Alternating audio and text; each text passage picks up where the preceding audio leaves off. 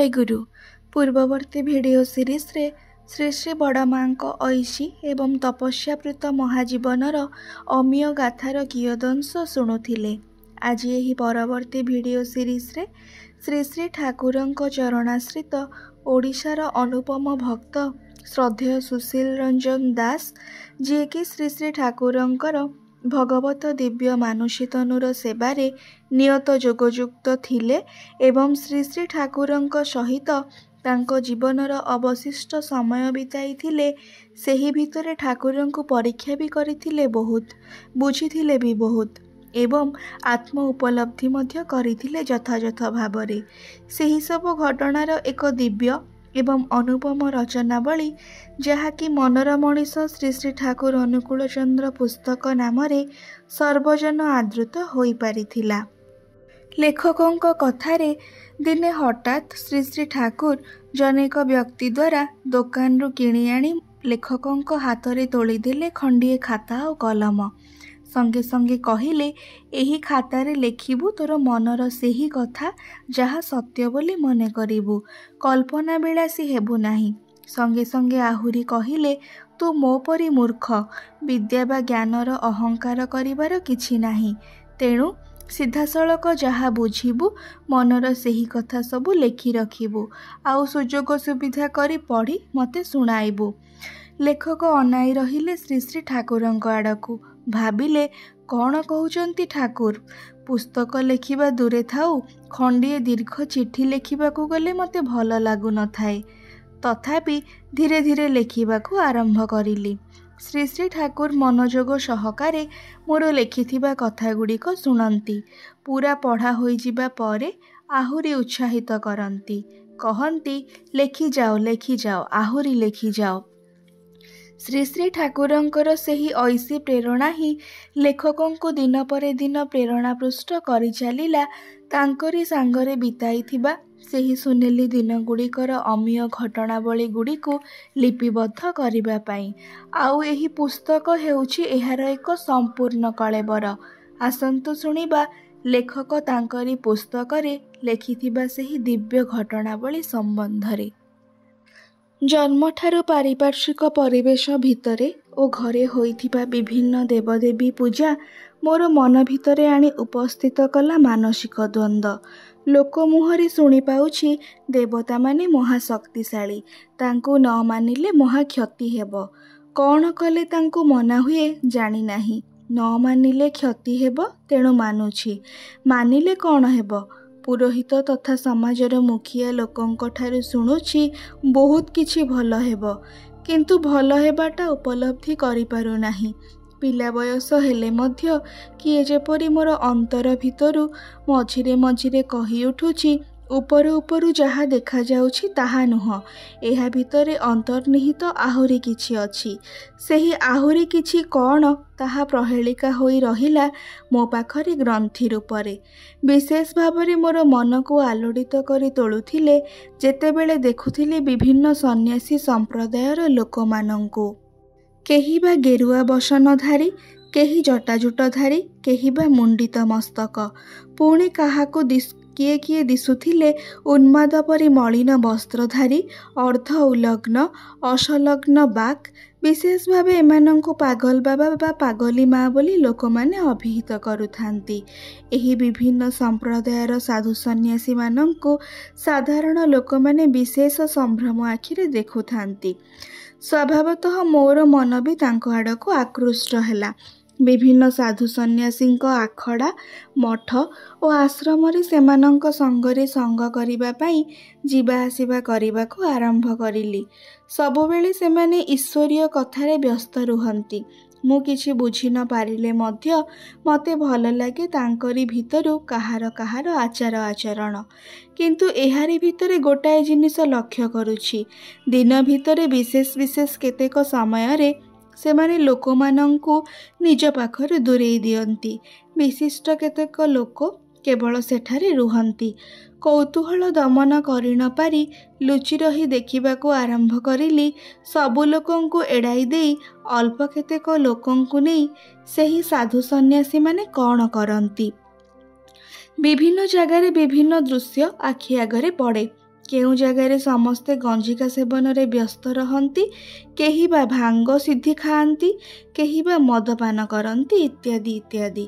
ବିଭିନ୍ନ ପ୍ରକାର କର୍ମଧାରା ଦେଖି ଏବଂ ସେହି ନିବୃତ୍ତ ସମୟରେ ତାଙ୍କ ନିଜ ଭିତରେ ଯେଉଁ ସବୁ ଆଳାପ ଆଲୋଚନା କରନ୍ତି ତାହାକୁ ସକର୍ଣ୍ଣେ ଶୁଣି ଚଞ୍ଚଳ ହୋଇ ଉଠିଲା ମନ। ଏସବୁ କ'ଣ? କହିବେ ଗୋଟିଏ ପ୍ରକାର, ଚାଲିବେ ଗୋଟିଏ ପ୍ରକାର। ସାଧାରଣ ସରଳ ଲୋକ ଧର୍ମ ଏବଂ ପୁଣ୍ୟ ମନେକରି ଏହିମାନଙ୍କ ପାଇଁ ଯାହା କରନ୍ତି, ଏମାନେ ସେହି ସବୁ ସମ୍ପଦର ଅପବ୍ୟବହାର କରି ବୃତ୍ତି ପ୍ରବୃତ୍ତିର କ୍ଷୁଧା ତୃପ୍ତ କରୁଛନ୍ତି। ମୋର ମନ ଭିତରେ ଗୋଟିଏ ଅବିଶ୍ୱାସ ରୂପୀ ବୃକ୍ଷ ଧୀରେ ଧୀରେ ଜାଗ୍ରତ ହୋଇ ଉଠିବାକୁ ଆରମ୍ଭ କଲା। ଦେବତା ଓ ଧର୍ମ ଏସବୁ କ'ଣ ମିଛ? ସାଧୁ ସନ୍ନ୍ୟାସୀ କ'ଣ ବେଶ ବା ଭେକ? ଅସଲରେ କ'ଣ ସତ୍ୟ ବୋଲି ଭିତରେ କିଛି ନାହିଁ? ନିର୍ବୋଧ ବାଳକ ମୁଁ, କିଛି ସମାଧାନ କରିପାରୁନାହିଁ। ଏହି ସମୟରେ ଆମ ଘରେ ଆସି ଉପସ୍ଥିତ ହେଲେ ଜଣେ ଗେରୁଆ ବସନଧାରୀ, ମୁଣ୍ଡିତ ମସ୍ତକ, ସୁ ଓ ସୌମ୍ୟ ଦର୍ଶନ ସନ୍ନ୍ୟାସୀ, ଉନ୍ନତ ନାସା, ସୁଦର୍ଶନ ସନ୍ନ୍ୟାସୀ।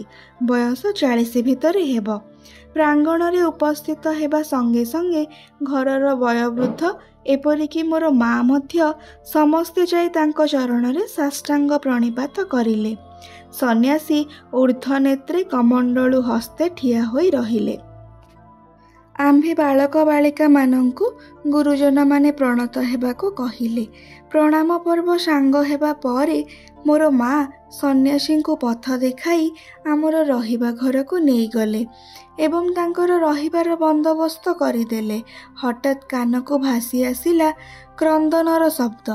ଆମ ଘର ସହିତ ଲାଗି ରହିଥିବା ଆଉ ଗୋଟିଏ ଗୃହରୁ ଏହି କ୍ରନ୍ଦନରୋଳ ଭାସି ଆସୁଛି। ବିସ୍ମିତ ହୋଇ ସେହି ଘରେ ଯାଇ ଦେଖିଲି ଦୁଇ ବିଧବା ସ୍ତ୍ରୀ ଲୋକ ଓ ତାଙ୍କର ଏକମାତ୍ର ପୁତ୍ର କାନ୍ଦୁଛନ୍ତି। କିଛି ସମୟ ପରେ ବୁଝିଲି ଯେଉଁ ସନ୍ନ୍ୟାସୀ ଆମ ଘରକୁ ଆସିଛନ୍ତି ସେ ଆଉ କେହି ନୁହନ୍ତି। ସେ ତାଙ୍କ ଘରର ଜ୍ୟେଷ୍ଠ ପୁତ୍ର ହେମଚନ୍ଦ୍ର ଦତ୍ତ ଅର୍ଥାତ୍ ସ୍ୱାମୀ ତ୍ୟାଗୀଶ୍ୱରାନନ୍ଦ। 12 ବର୍ଷ ପରେ ଜୀବନର ଶେଷ ଥର ପାଇଁ ସନ୍ନ୍ୟାସୀ ଜନ୍ମସ୍ଥାନ ଦର୍ଶନ ପାଇଁ ଆସିଛନ୍ତି। ସନ୍ନ୍ୟାସୀର କୁଆଡ଼େ ପୂର୍ବାଶ୍ରମେ ଯିବା ନିଷେଧ, ତେଣୁ ତାଙ୍କର ନିଜ ଘରକୁ ନ ଯାଇ ଆମ ଘରେ ରହିଛନ୍ତି। ଦିନେ 2 ଦିନ ଯାହା ରହିବେ ଫଳମୂଳ ଖାଇ ରହିବେ। ଏଠାକାର ଅନ୍ନ ଗ୍ରହଣ କରିବେ ନାହିଁ। ମା ଭାଇମାନଙ୍କ ସଙ୍ଗେ ଉଠା ବସା କରିବେ ନାହିଁ। ବ୍ୟକ୍ତିଗତ କୌଣସି ମା ଓ ଭାଇ ଉପରେ ଆକର୍ଷଣ ରହିବା କୁଆଡ଼େ ପାପ। ସମଗ୍ର ବିଶ୍ୱରେ ସବୁ ମା ହିଁ ତାଙ୍କର ମା, ସବୁ ଭାଇ ହିଁ ତାଙ୍କର ଭାଇ। ଈଶ୍ୱର ବା ଭଗବାନ ଛଡ଼ା ତାଙ୍କର ଆଉ କେହି ବିଶେଷ ଆତ୍ମୀୟ ନାହିଁ। ଏହିସବୁ କଥା ଶୁଣି ଖୁବ୍ ଆନନ୍ଦ ଲାଗିଲା। ପୁନଃ ପୁନଃ ଦେଖିବାକୁ ଲାଗିଲି ସେହି ସନ୍ନ୍ୟାସୀଙ୍କୁ। କିନ୍ତୁ ଅନ୍ତର ଭିତରେ ଉଙ୍କି ମାରୁଛି ଗୋଟାଏ କଥା, ଯେଉଁ ସନ୍ନ୍ୟାସୀ ବିଶ୍ୱ କଥା ଭାବୁଛି, ସତ୍ୟକୁ ଅନ୍ୱେଷଣ କରି ଚାଲିଛି, ତାଙ୍କରି ମା ବାପା ଭ୍ରାତା ଭଗ୍ନୀ କ'ଣ ସେହି ଦୟାମୟ ଈଶ୍ୱରଙ୍କର ସନ୍ତାନ ନୁହନ୍ତି କି? ପିଲା ଲୋକ ମୁଁ, ପ୍ରଶ୍ନ କରିପାରିଲି ନାହିଁ, ସମାଧାନ ମଧ୍ୟ ହେଲା ନାହିଁ।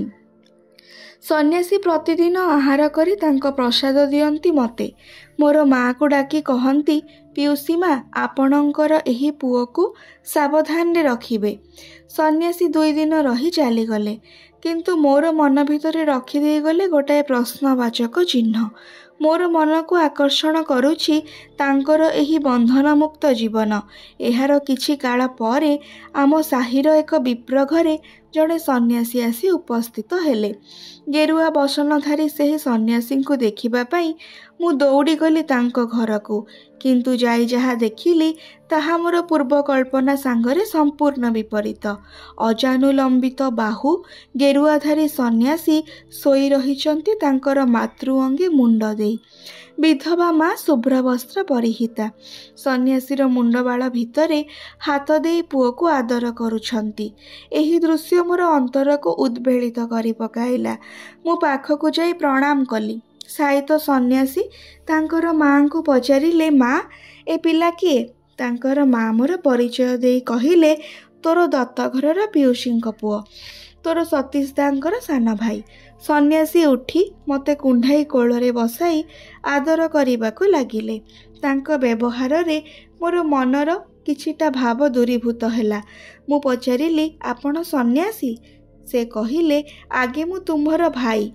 ମଣିଷ खूब भल लगिला मोर ए कथा शुणी।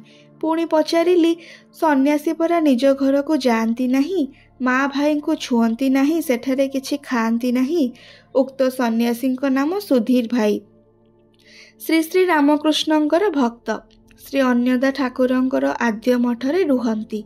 से कहिले, मु साधु सन्यासी जहा किछि हुए ना काहींकी सबु किछि होई पारुछि माँ को आशीर्वाद रे।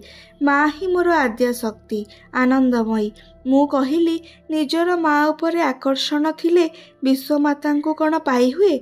सुधीर भाई कहिले, जे निजर गर्भधारिणी माँ को चिन्हे नाही, भल पाई पारे नाही, से जगज्जननी को चिन्हिब किपरि?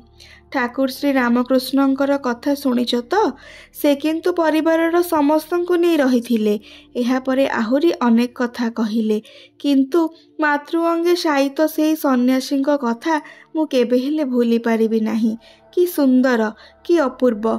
एहा जेपरि पुष्प पल्लवित अति स्निग्ध वृक्ष नयन रंजनकारी। एहारी साथे साथे रामकृष्ण परमहंस देवंकर कथा जेतेबेले जानी पारिली, से कहिचंती, जत मत तत पथ, जेते मत सेते पथ। सेतेबेले बुझिपारिली जे जेउ पथरे चालुना काहींकी एहारी मध्यरे आहुरी किछि सत्य निहित रहिछि, जेउ सत्य समस्तंक पई एक। आज पाई एतिकी। परवर्ती भिडियो रे लेखक किपरि भाबरे श्री श्री ठाकुरंकर दीक्षा ग्रहण करिथिले सेही विषय रे सुनिबा। जय गुरु।